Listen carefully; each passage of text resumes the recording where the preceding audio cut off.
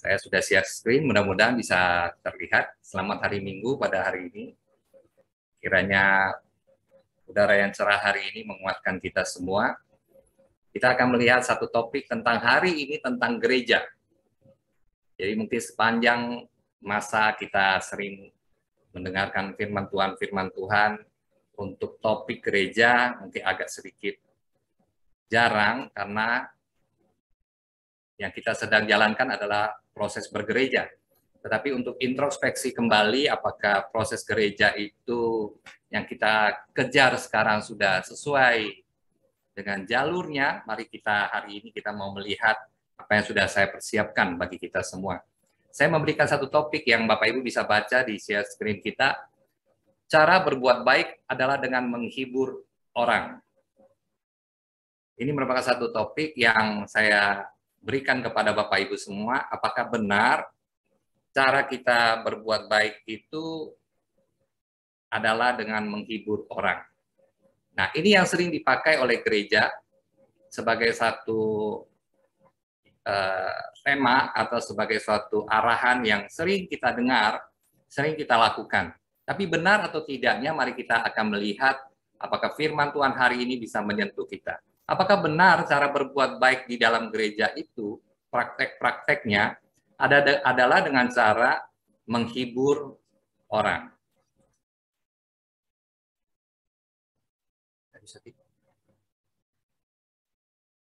Kita buka di dalam Wahyu pasal yang ketiga. Wahyu pasal yang ketiga, ayat pertama sampai ayat yang ke-6. Wahyu pasal 3, ayat pertama sampai ayat 6. Banyak sekali di dalam Alkitab yang secara tidak langsung memberitakan tentang gereja. Nah, saya hanya ambil salah satunya saja, yaitu Wahyu pasal 3, ayat 1 sampai yang ke-6. Berarti ada banyak ya, ada banyak. Dan kita akan melihat apakah ayat ini atau kitab ini, atau kitab perikop kita bacakan mewakili semua daripada kita. Mari kita melihat kepada jemaat di Sardis.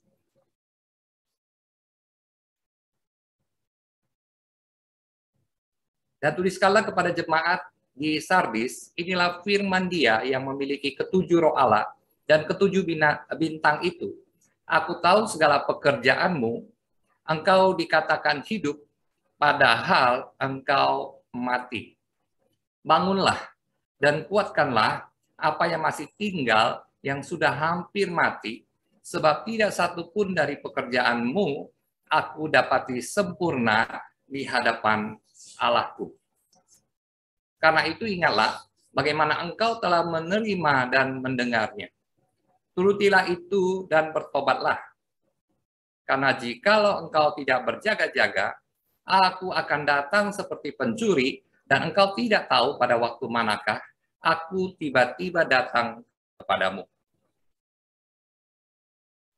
Tetapi di Sardis ada beberapa orang yang tidak mencemarkan pakaiannya. Mereka akan berjalan dengan aku dalam pakaian putih, karena mereka adalah layak untuk itu. Barang siapa menang, ia akan dikenakan pakaian putih yang demikian.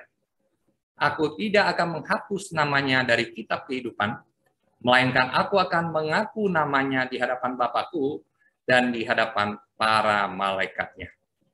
Siapa bertelinga, hendaklah ia mendengarkan apa yang dikatakan Roh kepada jemaat-jemaat. Saudara kasih dalam Yesus Kristus, kita melihat bahwa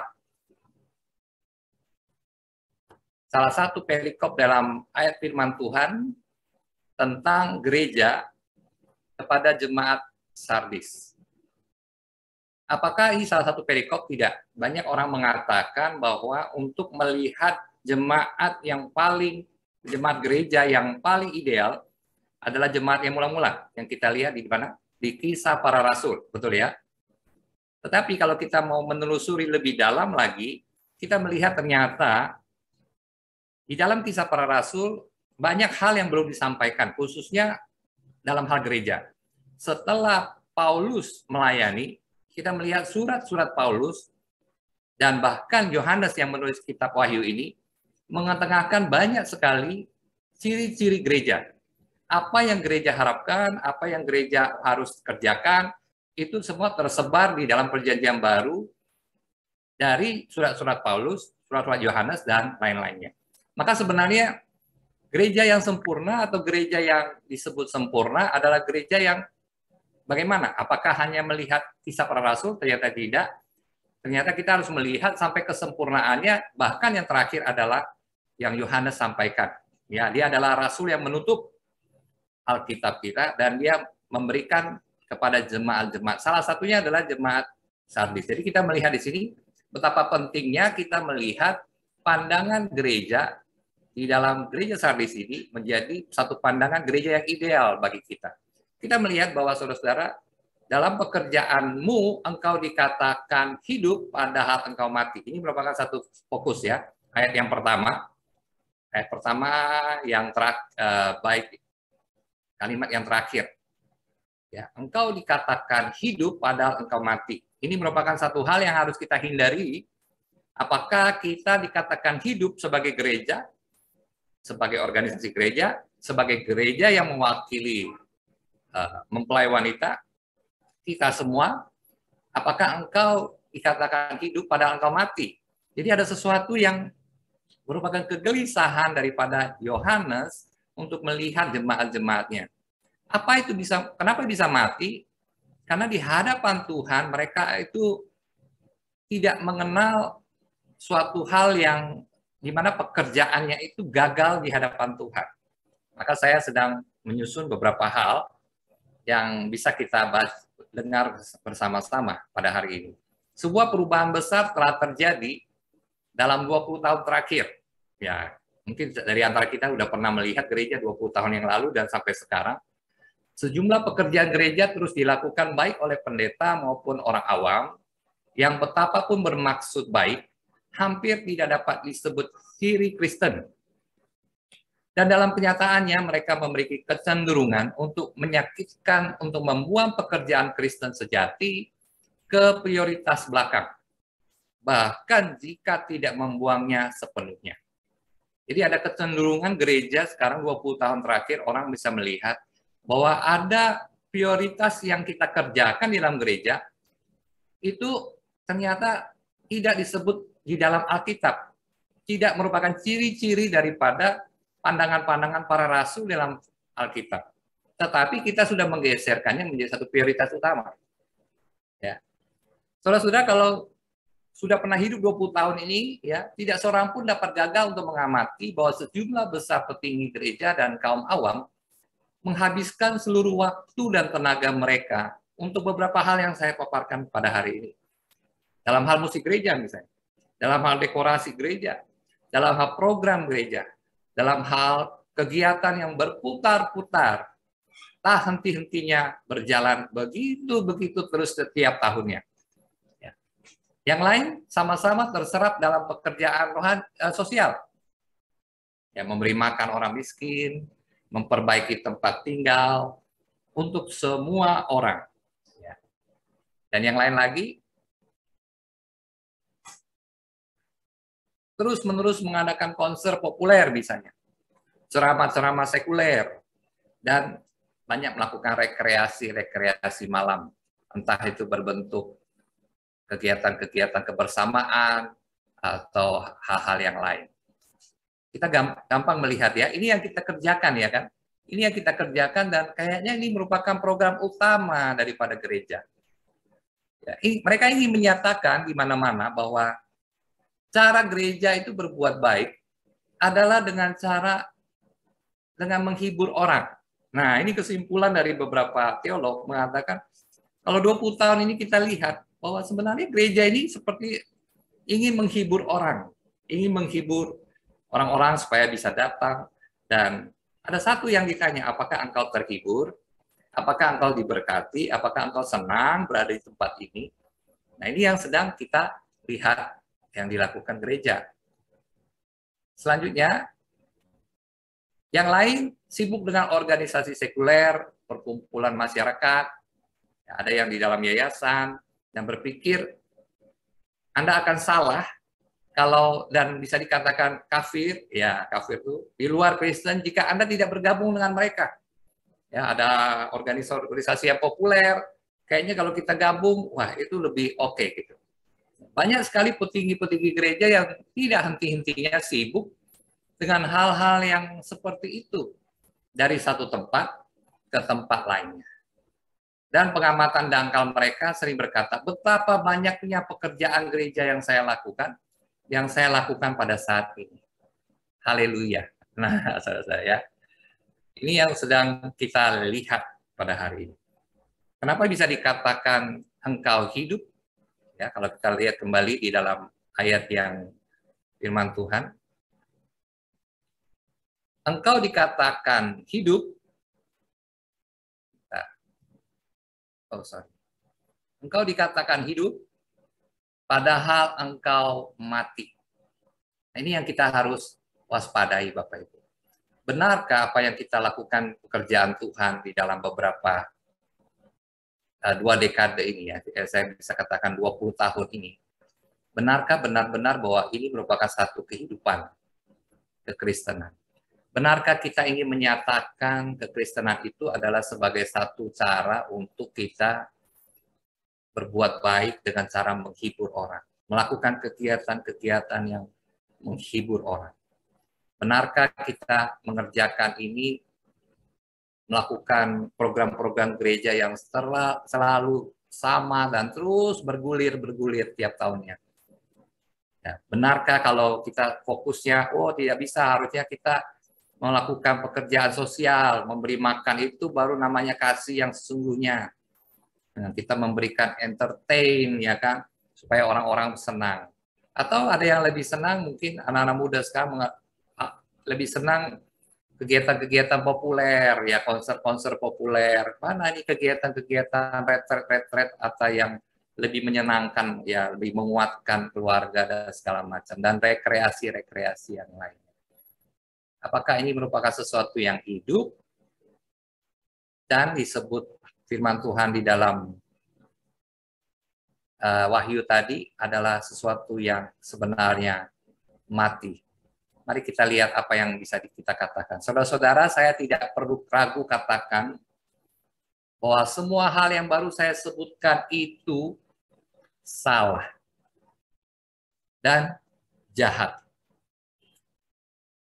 Kalau salah mungkin ya fleksibel ya Bapak Ibu ya. Salah kan fleksibel ya. Tapi kalau saya katakan itu jahat, tentu harus ada satu alasan. Kenapa kegiatan-kegiatan dibuat itu, kita fokus seperti itu, disebut jahat? Kenapa Bapak Ibu? Karena kembali kita ke ayat tadi, kalau kita lihat ya Bapak Ibu ya, di dalam ayat yang ke-3, coba kita baca ya. Karena itu ingatlah bagaimana engkau telah menerima dan mendengarnya, turutilah itu. Ya, jadi ini yang diharapkan oleh Yohanes. Bagaimana engkau menerima firman Tuhan, mulai dari Kisah Para Rasul, bahkan mulai dari Kejadian sampai Wahyu, turutilah itu dan bertobatlah. Dan jika engkau tidak berjaga-jaga, aku datang seperti pencuri, kau tidak tahu waktu manakah aku tiba datang kepadamu. Tetapi di Sardis ada beberapa orang yang tidak mencemarkan pakaiannya, yang benar-benar dikatakan hidup, bukan mati itu. Mereka akan berjalan dengan aku dalam pakaian putih, karena mereka adalah layak untuk itu. Barang siapa menang, ia akan dikenakan pakaian putih demikian. Aku tidak akan menghapus namanya dari kitab kehidupan, melainkan aku akan mengaku namanya di hadapan Bapakku dan di hadapan para malaikatnya. Berarti Bapak Ibu, orang-orang yang dikatakan hidup tetapi dia mati itu sudah diajak oleh sesuatu pandangan yang bukan saja salah, tetapi jahat. Kenapa jahat? Karena segala sesuatu yang pandangan yang salah itu menggeserkan kita untuk keluar daripada keberadaan Tuhan. Untuk keluar, bahkan di sini dikatakan Tuhan akan menolak mereka. Jadi sesuatu kegiatan yang kita lihat, waduh menyenangkan, menguatkan, memberikan kesenangan, memberikan entertain, ternyata sesuatu yang membuat kita jauh daripada Tuhan. Bahkan Tuhan bisa menolak kita. Bayangkan kalau kita terus melakukan itu tanpa satu kesadaran. Apakah itu sesuatu yang jahat? Jahat sekali. Kenapa? Itu membuat kita tersesat. Gereja yang seharusnya kembali kepada perjanjian baru, yang mengarahkan yang benar, itu ternyata membuat kita jauh daripada Tuhan. Apakah itu suatu kejahatan? Bahkan dalam firman Tuhan perjanjian baru katakan, biarlah orang-orang yang menyesatkan itu diberikan batu kilangan, biar dia tidak menyesatkan. Kira-kira seperti itu. Justru saya ragu apakah keadaan ini saat ini semuanya sehat. Saya ragu kalau seluruh gereja melakukan entertain begitu. Saya ragu bisa katakan sehat. Saya ragu apakah pekerjaan Roh Kudus dalam hati nurani Anda itu ada. Yang sepertinya ditinggalkan, diabaikan begitu saja. Di tengah hiruk pikuk yang tak henti-hentinya tentang hal-hal yang sama sekali tidak penting sebenarnya. Kalau menggeser kita daripada kehendak Tuhan, bahkan Tuhan bisa menolak kita, itu sesuatu yang sangat tidak penting tentunya. Saya ragu apakah jenis pekerjaan spiritual langsung yang sepenuhnya diberikan oleh para rasul dalam Alkitab dapat mendapat perhatian sebanyak yang seharusnya. Jadi Bapak Ibu, di dalam Sardis tadi, kalau kita lihat kembali, maaf ya, ini saya agak pelan. Di dalam jemaat Sardis tadi dikatakan, ayat 4, tetapi di Sardis ada beberapa orang yang tidak mencemarkan pakaiannya. Mereka berjalan dengan aku dalam pakaian putih, karena mereka layak untuk itu. Berarti ada sesuatu kegiatan yang merupakan standar kelayakan. Satu standar kelayakan di mana mereka melakukan sesuai dengan firman Tuhan. Melakukan apa yang rasul-rasul katakan di dalam Alkitab.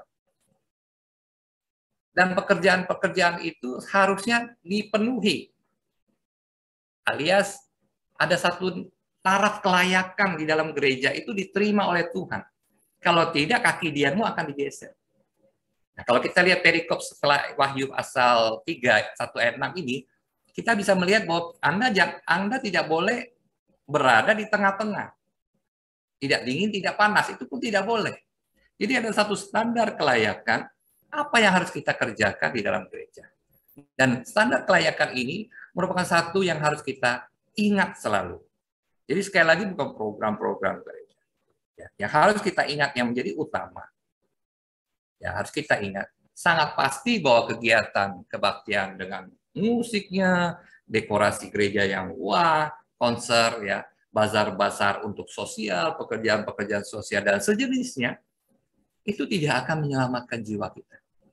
Karena di dalam Wahyu pasal 3 ini begitu jelas mengatakan bahwa ada hal-hal yang sebenarnya tidak begitu merupakan hal yang penting tapi dikerjakan.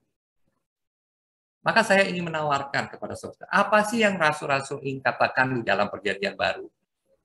Sebenarnya satu hal yang sederhana, tapi yang sering kita anggap menjadi prioritas yang paling bawah. Nah ini, ya, prioritas yang seharusnya paling tinggi digeser, bahkan di awal tadi saya katakan, bahkan hampir tidak ada.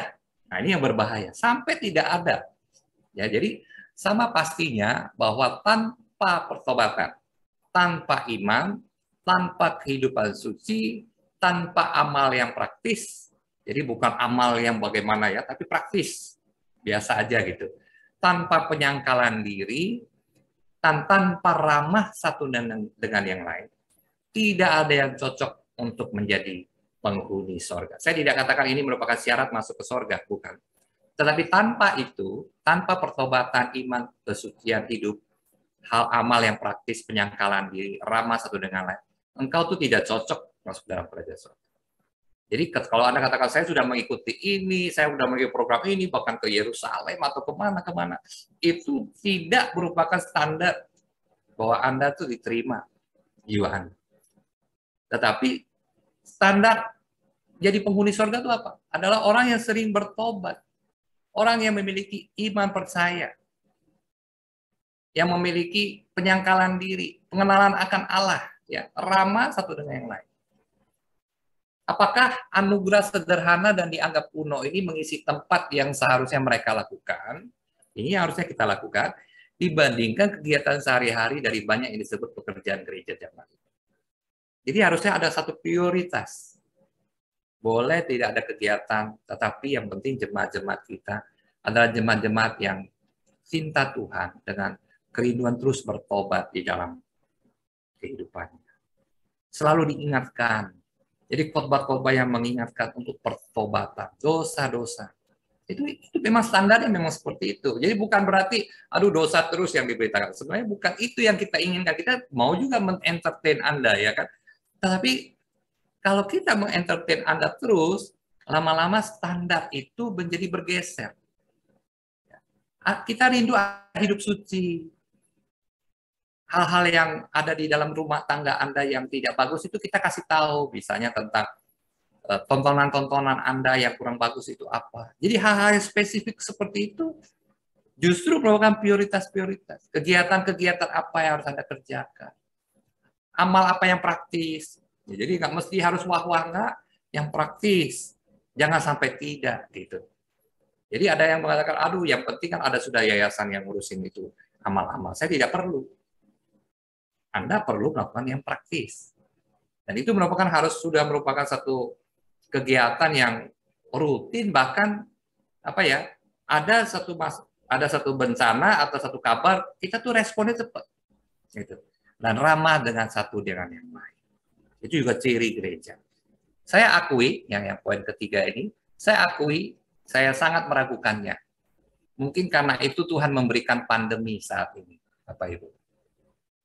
Mungkin setelah pandemi ini kita akan melihat ada aura-aura perang. Saya dengar ya, akan perang dunia ketiga dan apapun.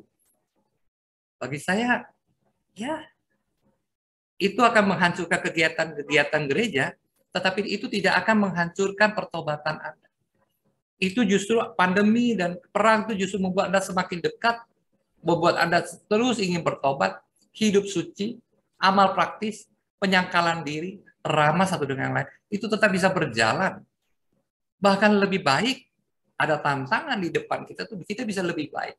Kemarin hari Jumat saya memberikan tentang bagaimana sakit itu membuat rasa syukur. Jadi tantangan-tantangan kita di depan membuat kita semakin merasa kita bisa lulus di dalam banyak hal. Khususnya prioritas-prioritas. Jangan sampai ternyata gereja kita di dalam kondisi yang tidak sanggup menghadapi itu. Ya, nanti banyak yang murtad malah. Takutnya begitu kan. Jadi harus ada kekuatan Tuhan yang kita berikan terus di zaman akhir ini. Pak Gembala katakan bahwa zaman akhir ini akan ada banyak penderitaan-penderitaan. Di mana kita bisa dikuatkan. Nah, ini yang penting, dikuatkan.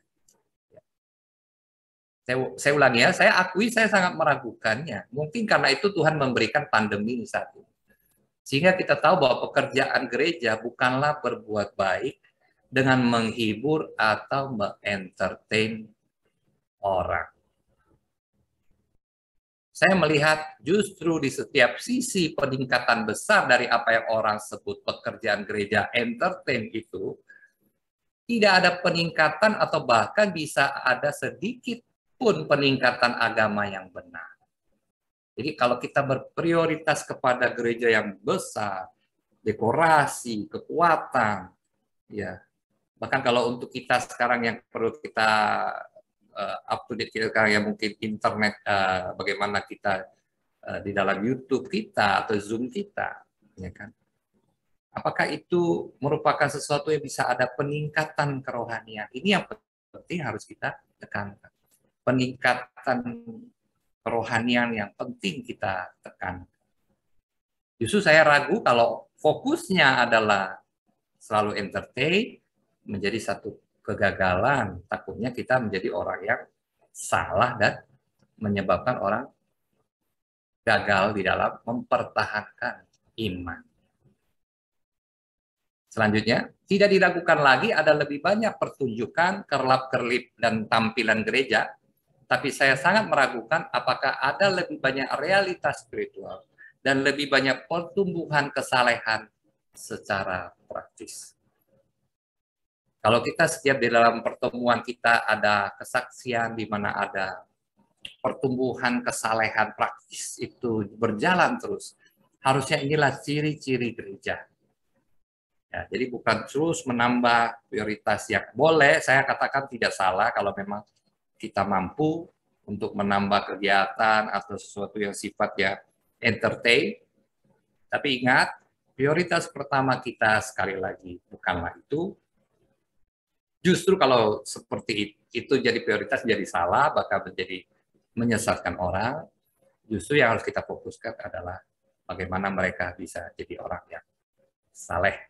Jadi saya berharap GKI Rema menjadi gereja yang menyalehkan orang. Untuk itu saya mengajak saudara-saudara, apakah engkau ingin lebih memiliki iman, pertobatan, kekudusan, dan pengenalan akan Allah dalam kehidupan spiritualmu, dibandingkan memiliki kehidupan pertunjukan gereja yang bertujuan hanya menyenangkanmu saja. Di dalam YouTube mungkin kita sering cari-cari kan, mana yang bagus, mana yang bagus, mana yang bagus. Kita ikuti. Tapi apakah yang engkau ikuti adalah bagaimana engkau akhirnya bisa menjadi orang yang penuh pertobatan? Apakah yang engkau ikuti adalah membuat imanmu semakin kuat, kekudusan atau pengenalan, ataupun apakah itu yang engkau menjadi harapanmu atau sesuatu yang menyamankan dirimu saja? Hati-hati, kenyamanan seperti itu seperti yang dikatakan di dalam jemaat Sardis tadi. Engkau hidup seakan-akan engkau hidup, tetapi sebenarnya engkau mati. Dari mana? Standar itu bisa engkau katakan bahwa engkau memiliki standar yang jelas dari pembacaan firman Tuhan di dalam sehari-hari. Bergairah atau tidak.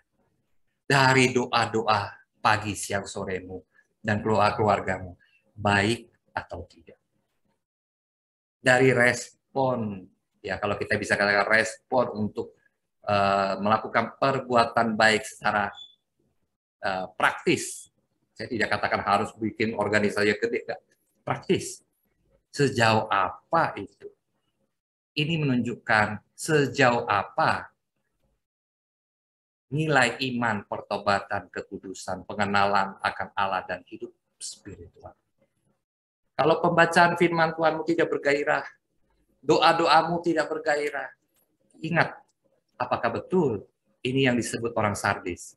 Engkau seakan-akan hidup, gerejamu seakan-akan hidup, tetapi sebenarnya engkau sedang mati. Ingat Tuhan nanti akan menolak. Maka suatu kejahatan kalau kita merasa nyaman, padahal kita tidak di titik nyaman. Sekali lagi, khotbah tentang gereja jarang diberikan. Kenapa? Karena memang sedang kita kerjakan. Tetapi sekali-sekali kita perlu tahu, apakah kita udah di rel yang tepat. Kita harus melihat, bukan hanya di dalam Kisah Para Rasul, jemaat yang mula-mula saja, ya kita lihat, mereka saling berbagi dan segala macam. Tetapi kita melihat sampai di Wahyu penyampaian terakhir. Begitu spesifiknya para rasul mengharapkan gereja yang akan datang itu yang seperti apa. Maka hati-hatilah Bapak Ibu. Untuk hal ini saya mengajak kita semua untuk lebih bersungguh-sungguh lagi. Ya, jadilah pelaku firman yang baik, yang benar, bukan menjadi pelaku pandangan-pandangan di YouTube. Ya, bacalah firman-Mu, berdoalah, ya. Jadikan suatu kegairahan. Kalau tidak, kau harus tanya gembalamu, kau harus tanya pekerja-pekerja di gerejamu, kau harus tanya, kau harus tidak nyaman. Jangan sampai kenyamanan entertain gerejamu membuat dirimu nyaman, sedangkan pembacaanmu gagal, doamu gagal. Hati-hati. Saya juga tidak mau menjadi orang yang jahat. Saya tidak mau mengarahkan Bapak Ibu menjadi sesuatu yang jahat. Terlebih baik, saya tidak kelihatan menentertain Anda, tetapi saya ingin mengatakan kepada Anda bahwa dosamu harus engkau bertobat. Itu yang saya bisa sampaikan pada hari ini. Kiranya menguatkan kita, memberikan kita kembali semangat, kira-kira apa yang kita kerjakan. Kita lagi masuk di dalam masa-masa Paskah, yang seharusnya kita renungkan adalah kematian Kristus, disalib Kristus, bagaimana pengorbanannya, kesusahannya, itu harus menjadi satu gambaran tentang kita, bagaimana kita ditebus olehnya.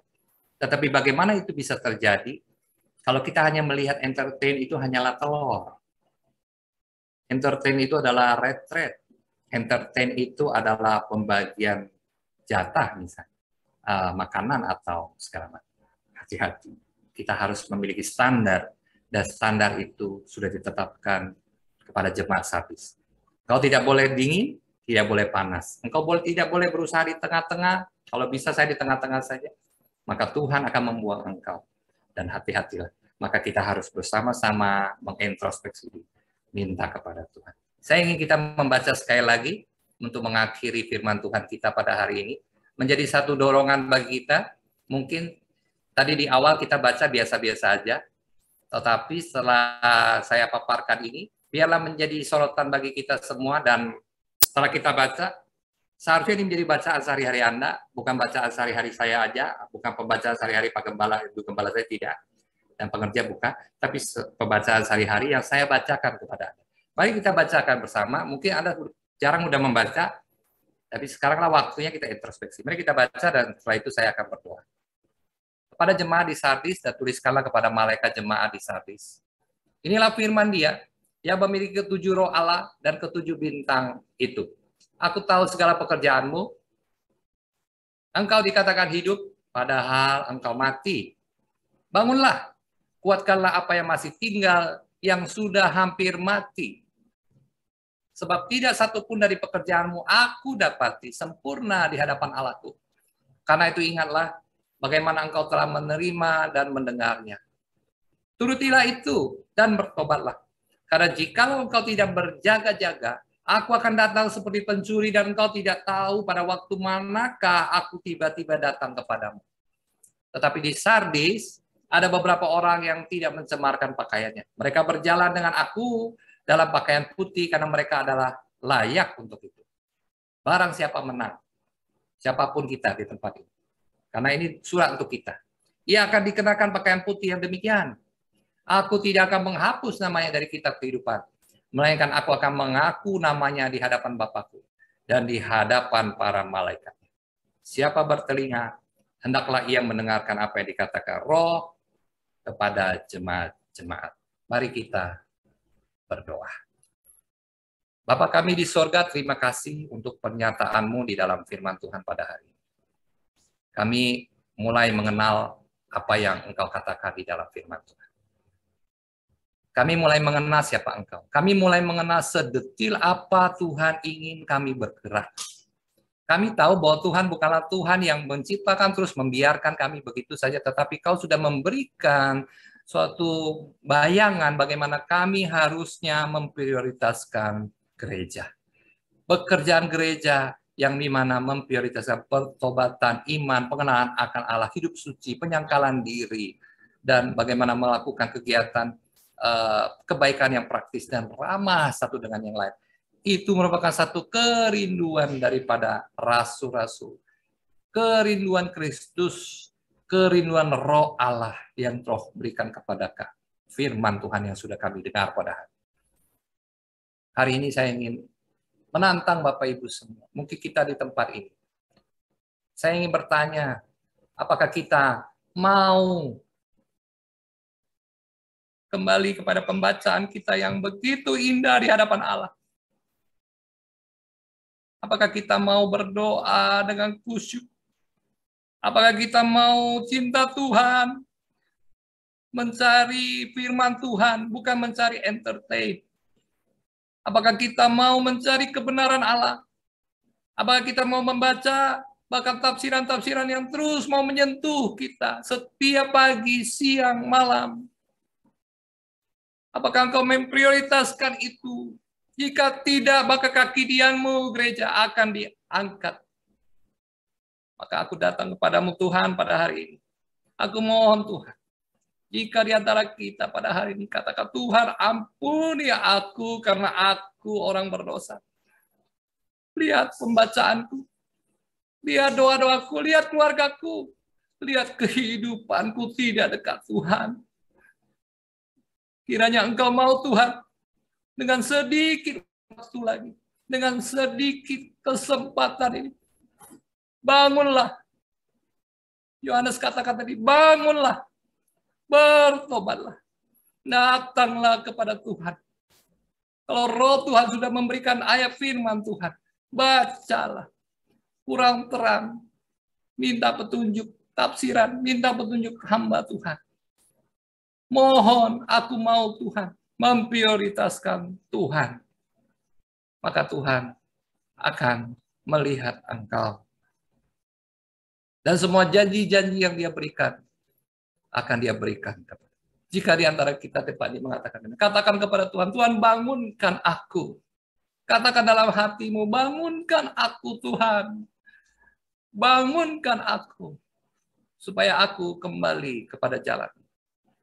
Dialah gereja kami, gereja GKI, Rema, Karawaci. Menjadi gereja yang menyebarkan Injil Kerajaan Allah. Dengan kebenaran. Dengan rel yang benar. Dengan standar yang benar. Dan kami tidak dicap jahat karena hanya entertain orang. Terima kasih Tuhan. Kiranya firman Tuhan menguatkan kami. Memberkati. Berkatilah keluarga-keluarga. Yang mungkin kami akan hadapi pandemi yang akan terus berkepanjangan. Mungkin kami pun akan mengalami perang-perang di dunia ini. Tetapi itu sudah engkau katakan dalam firman-Mu. Sudah engkau prediksi, engkau sudah katakan. Tetapi hal-hal yang prioritas dalam gereja, iman, pertobatan, penyangkalan diri, semua tidak bisa menghalangi. Pandemi tidak bisa menghalangi. Perang tidak bisa menghalangi. Kamilah gereja-gereja yang terus semakin dekat kepada Tuhan. Biar kami adalah umat pilihan. Biar kami datang kepada. Terpuji nama Tuhan. Inilah seru doa kami. Kami alaskan di dalam nama Yesus Kristus. Juru selamat kami yang hidup. Kami sudah berdoa. Amin. Saya serahkan kembali.